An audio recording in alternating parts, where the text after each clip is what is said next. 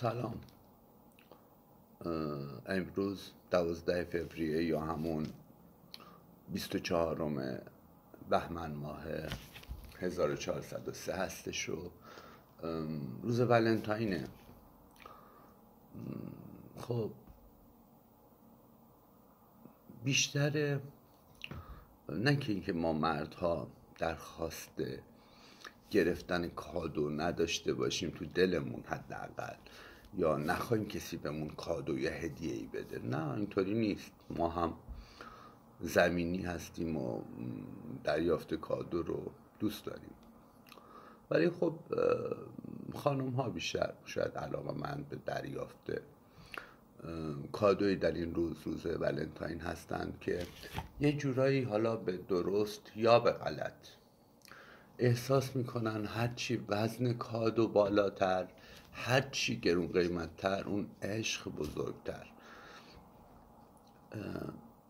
خانم عزیز سرزمینم که داشتنتون آرزوی هر مردیه و مبارک صاحبتون باشین، ما امروز با پدیده‌ای به نام سوپر میلیاردرهای بدون نقدینگی طرفیم. خب مخاطبینی از من که منو میشناسن کامل میفهمم من چی میگم. ببین، ماها چندین ساله که درگیر یک پدیده عجیب غریب و یه سونامی اقتصادی شدیم تو کشورمون، تو این جایی که کار میکنیم، تو ایران. درک کنید طرف مقابلتون رو. پس اگر دوست پسرتون، پارتنرتون، اونی که دوستش دارین، اونی که دوستتون داره، یک کادوی گرون قیمت نتونست بگیره و فقط تبریک بهتون گفت، حتی کادویی نگرفت، این رو به حساب بی‌توجهیش نذارید.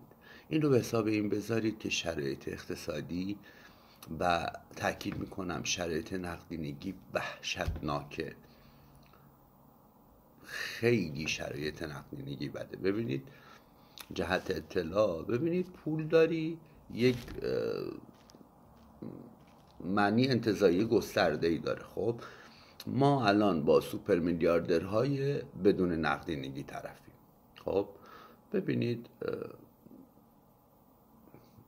ما هر مردی، کسی که امروز که روز مشکلات کنارش باشه، شک نکنید فردا رو براش جبران میکنه.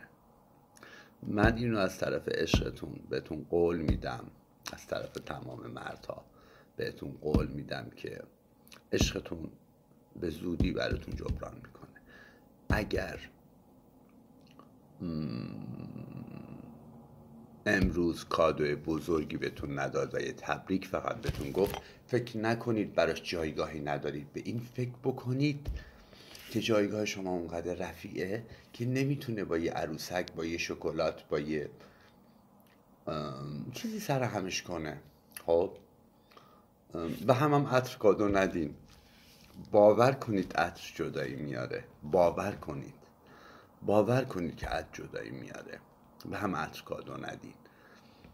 به عینه دیده شده. این ببینید، من نمیدونم این فلسفه عطر هدیه دادن به مردها به خانم‌ها یا خانم‌ها به آقایون، این که جدایی میاره، منشأش کجاست رو واقعیت نمیدونم. خب حالا دوستانی که در من آدم اهل مطالعه‌ای میدونن من رو، واقعا منشأ اینو نمیدونم از کجا میاد، ولی به شدت واقعیه.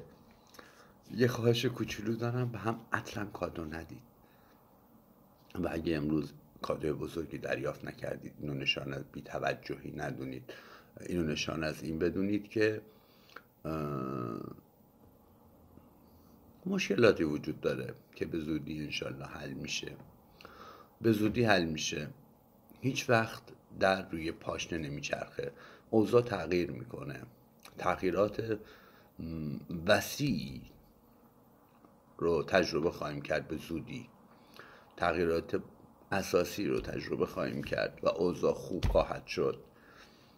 شک نکنید هر سربالایی یه سرپایینی داره. ما سالهاست توی سربالایی گیر کردیم و یه جورایی داریم بازی میکنیم. یعنی چطور بگم، همون اصطلاحی که به کار بردم، سوپر میلیاردرهای بی پول. قدر عشقاتون رو بدونید، به هم وفاداری کادو بدین. هم که کنار هم هستید خیلی قشنگه، هم که یه نفر یه جایی دلش برای شما تنگ میشه قشنگه. به این فکر کنید، همین که شما دلتون برای یکی تنگ میشه قشنگه. اون کادو ارزش مالی نداره.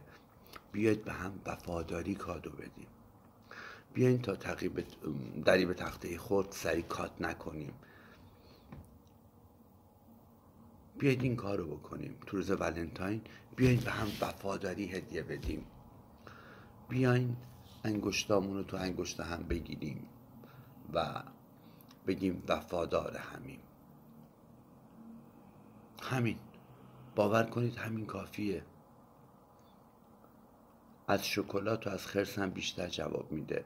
تعهد و وفاداری رو به هم کادو بدیم. این خیلی قشنگ تره. وقتتون رو بیشتر از این نمیگیرم. میتونید منو تو کانال یوتیوب من برای درآمدزایی نیست و جهت اطلاعتون، من مهدی جهانیان، بساز بفروش به همون اصطلاح عامیانه میگم، در ایران هستم و نیازی به درآمد یوتیوب، شرایط اقتصادیمون بده ولی خب به چشم داشته درآمد این صحبت ها رو قطعا نمی کنم، مطمئن باشین. الانی که دارم با شما صحبت میکنم هیچ دورنمایی چیزی برای درآمد ندارم برای صحبت کردن و این دریچه‌ای که با شما دارم ایجاد میکنم. متشکرم.